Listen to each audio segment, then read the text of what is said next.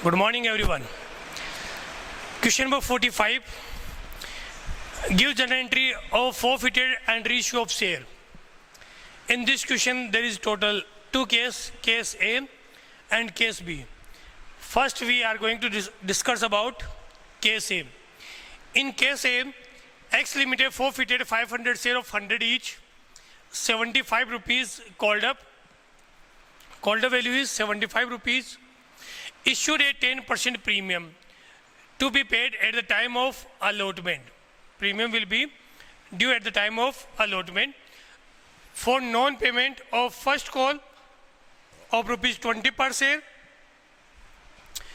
non-payment of first call of rupees 20 per share, out of these 200 share were reissued as rupees 75 paid up for rupees 60 per share. ये question की complete detail given है. Question की जब अपन discussion करते हैं question के बारे में तो क्वेश्चन की कंप्लीट एंट्री नहीं करनी है. क्वेश्चन में हालांकि स्पेशल कहा है गिव जन entry of the forfeited and reissue of share. अब ऐसे क्वेश्चन एग्जाम में मल्टीपल चॉइस क्वेश्चन में भी आते हैं, तो इसके डायरेक्ट वैल्यू यदि अपन लोगों को पूछा जाएगा मल्टीपल चॉइस क्वेश्चन में कि what the amount will be transfer in the capital reserve, तो कैसे कैलकुलेट करेंगे उसके बारे में हम डिस्कशन करेंगे. और यदि इसकी कंप्लीट एंट्री पूछी जाए तो एंट्री कैसे करेंगे उसके बारे में डिस्कस करेंगे. शॉर्ट मेथड क्या होगा वो भी बताएंगे. तो हर एक पॉइंट को अच्छे से समझिएगा.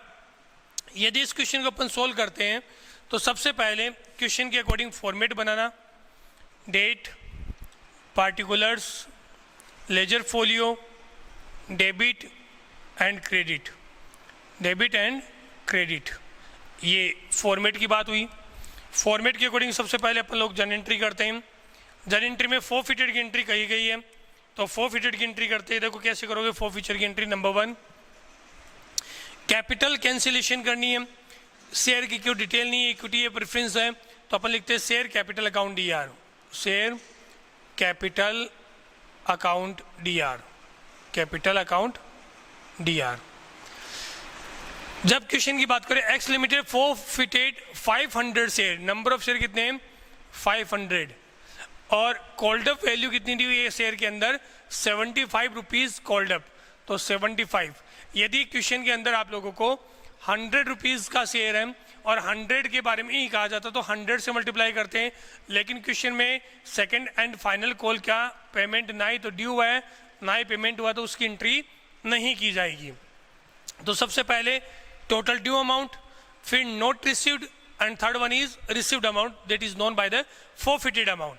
Okay, at the time of due amount the share capital account here 500 share and the total due amount is 75, then 75 into 500 multiply करोगे इसको, उसके बाद में वैल्यू लिखोगे 5 5 जा 25, 7 5 जा 35, 37 मीन्स 37,500 से आप लोगों ने डेबिट में इसकी एंट्री कर दी शेयर कैपिटल अकाउंट डीआर. फिर क्वेश्चन में जब प्रीमियम दिया हुआ हो इश्यूड ए 10% प्रीमियम, तो आपको ये देखना चाहिए कि प्रीमियम आप लोगों ने रिसीव किया है या नहीं किया है. अभी कैसे पता लगेगा कि रिसीव किया है या नहीं किया. To be paid at the time of allotment, allotment के टाइम पे था प्रीमियम. यदि अलॉटमेंट रिसीव्ड है तो प्रीमियम भी रिसीव्ड है, और अलॉटमेंट नहीं मिला तो प्रीमियम भी नहीं मिला. For non payment of first call, first call का पेमेंट नहीं हुआ, इसका मतलब अलॉटमेंट का पेमेंट हो चुका है, तो इसका मतलब प्रीमियम भी रिसीव्ड है. जब प्रीमियम रिसीव्ड होता है तो उसकी एंट्री नहीं होगी. मैंने बताया था सिक्योरिटी प्रीमियम को अपन एज ए छोटे बच्चे की तरह ट्रीट करेंगे. यदि प्रीमियम मिलता है तो बच्चा क्या करता है, चॉकलेट बच्चों को दोगे तो बच्चा चुपचाप रहेगा, किसी को नहीं बताएगा. और बाकी बच्चों को चॉकलेट दे दी और एक को नहीं दी, उसको पता है कि मुझे चॉकलेट नहीं मिली है, तो फिर वो रोएगा और सबको बताएगा. सेम कंडीशन है, यदि प्रीमियम नहीं मिलेगा तो आपको एंट्री में मेंशन करना है और सबको बताना है कि उस बंदे ने प्रीमियम भी नहीं दिया. और यदि मिल चुका है तो उसकी जब शेयर कैंसिल करेंगे तो कंपनी उसकी एंट्री नहीं करेगी. तो नॉट रिसीव्ड में प्रीमियम नहीं आएगा. फिर क्या नहीं मिला, non payment of first call 20 rupees, तो to share first call account, first call account, first call 500 share है और पर शेयर जो वैल्यू है कितनी है 20 रुपीज पर शेयर, 5 2 जा 10 means 10,000 not received the value of first call. Total due not received and last one is received. So 2 share forfeiture account, forfeiture account 500 share है, 75 total due किया, जिसमें से 20 rupees not received, the received amount is 55 rupees, 55 rupees received amount. 55 into 5 करोगे तो value आएगी आपकी 27,500, ये forfeited amount आ गई। और यहाँ नरेशन लिखोगे 500 share forfeited due to non payment of first call. First call का पेमेंट नहीं हुआ, इसलिए 500 शेयर को क्या कर दिया, forfeit कर दिया गया है, forfeited 500 शेयर। फर्स्ट एंट्री होगी। अब कह रहा है क्वेश्चन में री इशू, तो री इशू को पढ़ते हैं। Out of these 200 share were issue, कितने शेयर री इशू किए, 200, reissue as 75 paid up 4 rupees 60 per share, मतलब एक शेयर की वैल्यू कितनी है 75। जैसे आप लोगों ने फर्स्ट कॉल के बाद में शेयर forfeit किए थे, उसके बाद सेकंड कॉल नहीं हुई, 75 के अकॉर्डिंग आप लोगों ने री इशू किया है। तो सेकंड एंट्री करोगे री इशू करने की, री इशू में एंट्री करोगे bank account DR, bank account DR, bank की वैल्यू आएगी 75 रुपीज का शेयर 60 में री इशू किया, मीन्स 15 रुपीज डिस्काउंट। और at the time of discount re issue of share we present discount value as the name of forfeiture, then share forfeiture account dr to share capital account,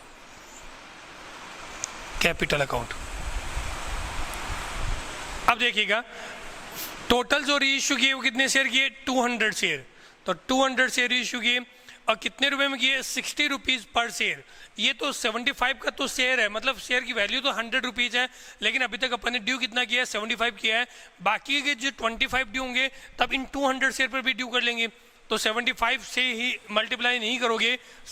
75 का share है, आपने इस share को 60 rupees में re issue किया है, 200 into 60, यहाँ value आएगी 6 2 जा 12, मीन्स 12,000 में अमाउंट रिसीव किया आप लोगों ने।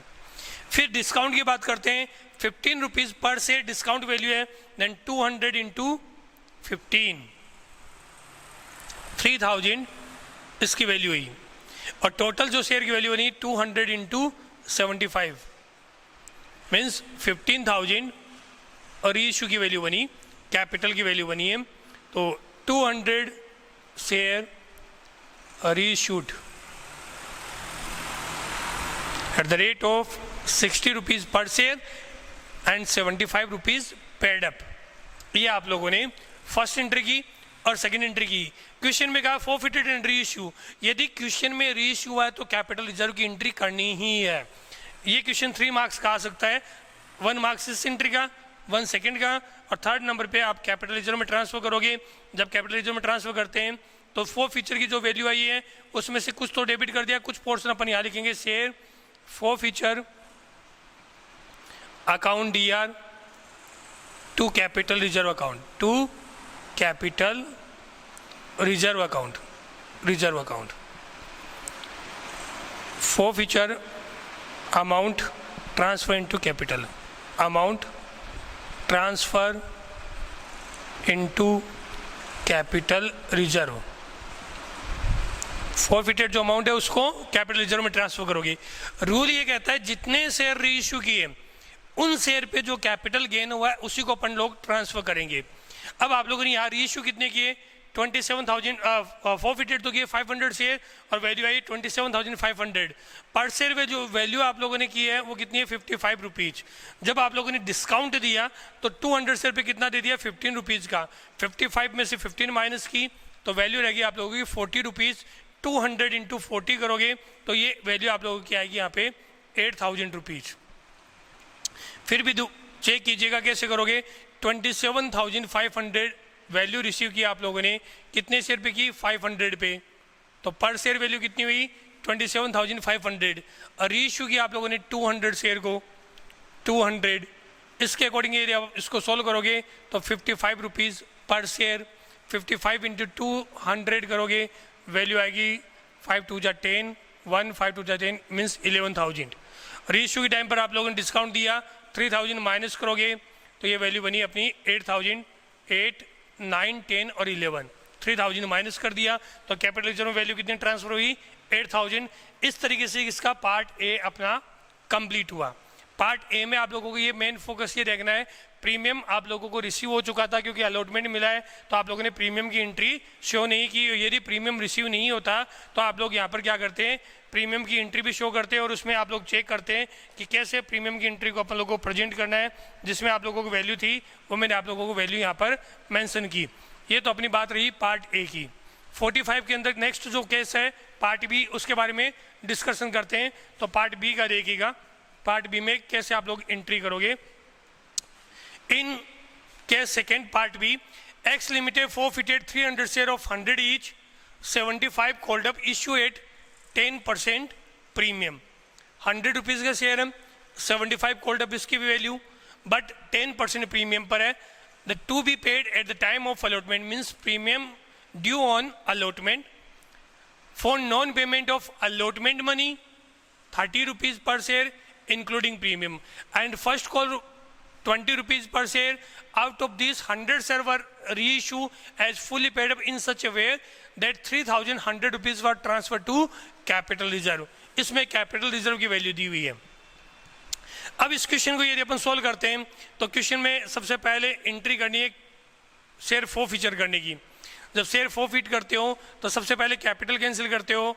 कैपिटल कैंसिल के टाइम पे एंट्री करोगे share capital account, share capital account DR, number of share दिए हुए आपको दिए हुए वो है 300 शेयर। कितने शेयर कैंसिल कर रहे हो, 300। और पर शेयर जो कॉल्ड वैल्यू कितनी है, 75 रुपीज़ पर शेयर, तो 75 share capital account DR। Premium जब क्वेश्चन में होता है तो आपको देखना कि प्रीमियम मिला या नहीं मिला।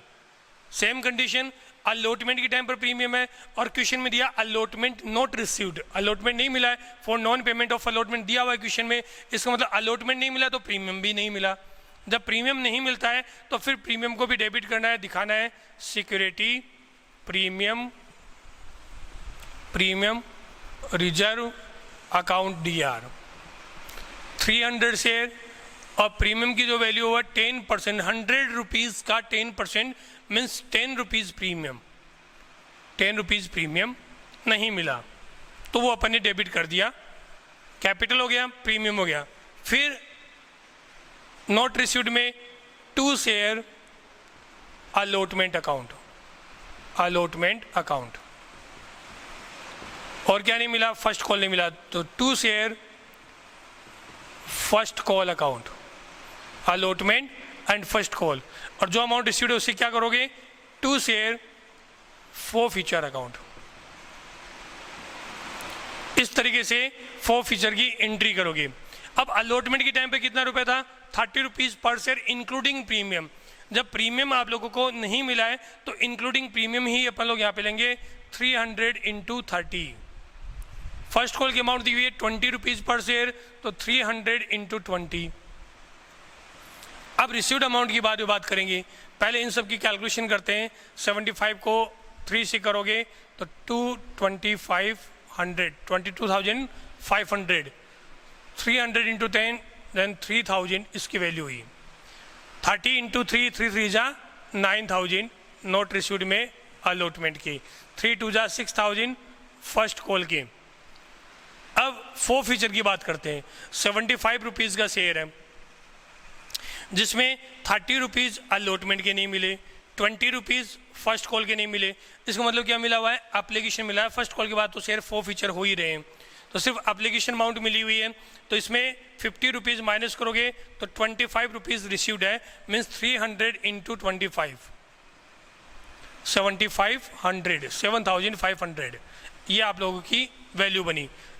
चेक करते हैं, इन दोनों का टोटल हुआ 25,500, 25,500 इन दोनों का तीनों का टोटल करते हैं। 9 + 6 कितना हुआ, 15, 15 + 7, 9 + 6 15, 15 + 7 करोगे तो 22,500 और यहाँ हो रहा है 25,500। मतलब कहीं ना कहीं कोई ना कोई मिस्टेक हुई है। अब चेक करते कहाँ प्रॉब्लम हुई होगी। 300 share of 100 is 75 called up, issued at 10% premium to be paid at the time of allotment. Premium allotment की टाइम पे for non payment of allotment money of ₹30 per share including premium. Premium include है, इसका मतलब यहाँ पर अपन लोगों ने premium को कैलकुलेशन कर ली, जबकि प्रीमियम इसमें कितना होता, 20 रुपीज़ ही होता। 75 की बात करें ना, या फिर इसमें से 85 करो कैलकुलेशन के टाइम पे, तो इसका मतलब अलॉटमेंट के कितने रुपए थे, 30 रुपीज़ में से 10 रुपीज़ तो अलॉटमेंट के हैं, प्रीमियम के हैं। तो कैपिटल की वैल्यू में से कैपिटल माइनस करोगे तो 20 रुपीज़, और 20 रुपीज़ फर्स्ट खोल के 40 रुपीज़ माइनस करोगे तो रिमेनिंग जो वैल्यू आएगी वो कितनी आएगी, 35। मीन्स 35 से मल्टीप्लाई करना है, यहाँ पे एप्लीकेशन की वैल्यू 35 थी, 35 इंटू 3 करोगे तो ये वैल्यू आप लोगों की आएगी 35 3 105 मीन्स 10,500। अब चेक करो, अब चेक करते हैं, 9 + 6 15 + 10 25,500, और यहाँ पर भी कितना हुआ 25,500। मतलब ये कैलकुलेशन चेक करने का तरीका है। इसीलिए ये पॉइंट बताया गया आप लोगों को कि डेबिट और क्रेडिट का डिफरेंस लिखने के बजाय आपको चेक करना चाहिए वैल्यू कैसे आएगी। फिर दोबारा चेक कीजिएगा कि क्वेश्चन में दिया हुआ 35 rupees application, 30 rupees allotment, 20 rupees first call. देखो यहाँ पे 10 रुपीज़ प्रीमियम, 20 रुपीज़ कैपिटल। अब चेक करना 35 + 20 कितना हुआ 55, और 55 + 20 कितना हुआ 75। कॉल्ड अप हो गया कंप्लीट। और आपको यदि आप लोगों ने पहले क्या किया था, 75 में से 30 और 20 ये माइनस कर दिया, जबकि कैपिटल में से कैपिटल की वैल्यू माइनस करनी है, तो 75 माइनस 20 एंड 20 40 माइनस करोगे 75 टोटल कॉल्ड अप, जिसमें कैपिटल कितना है, कैपिटल 20 रुपीज़ ये नहीं मिला और 20 ये नहीं मिला, तो 40 माइनस किया तो 35 एप्लीकेशन का रिसीव्ड अमाउंट है जो आप लोगों ने कैलकुलेशन कर ली। इस तरीके से आप लोगों को कैलकुलेशन की बात करनी है। ये तो हुआ 4 फीचर की एंट्री। अब इनमें से रीइश्यू करना है। 100 share were issue as fully paid up. Fully paid up का मतलब अब 100 रुपीज़ के अकॉर्डिंग आप लोगों को कैलकुलेशन करनी है।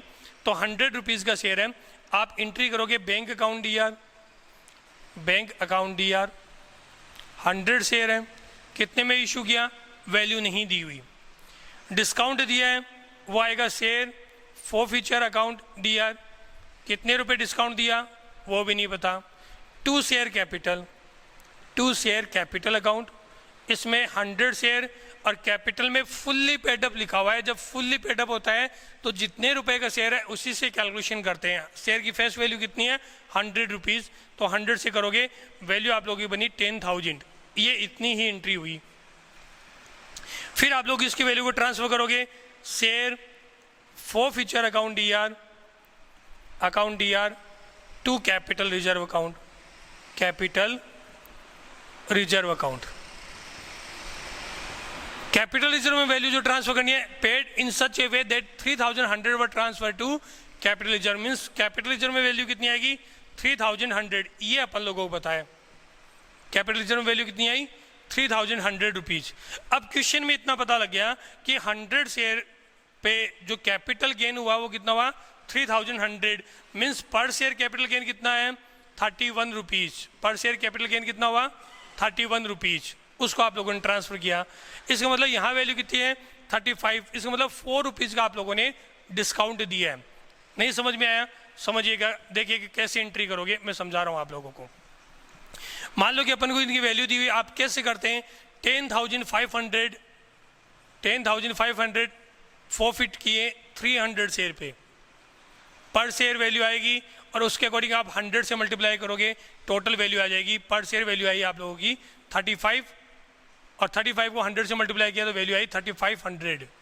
ये वैल्यू आप लोगों की 3,500 वैल्यू आप लोगों की आई, जिसमें से आप लोग लेस करोगे डिस्काउंट। डिस्काउंट माइनस करते हैं तो कैपिटल रिजर्व आता। अब कैपिटल रिजर्व दिया हुआ है 3,100, ये माइनस कर दिया तो डिस्काउंट की वैल्यू आ गई, कितनी आई 400।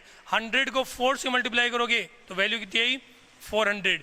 10,000 में 400 ये कर दिया तो इसका मतलब 96 में इशू किया है, 9,600 आपकी बैंक की वैल्यू आ गई। इस तरीके से आप लोगों ने ये क्वेश्चन कंप्लीट किया है।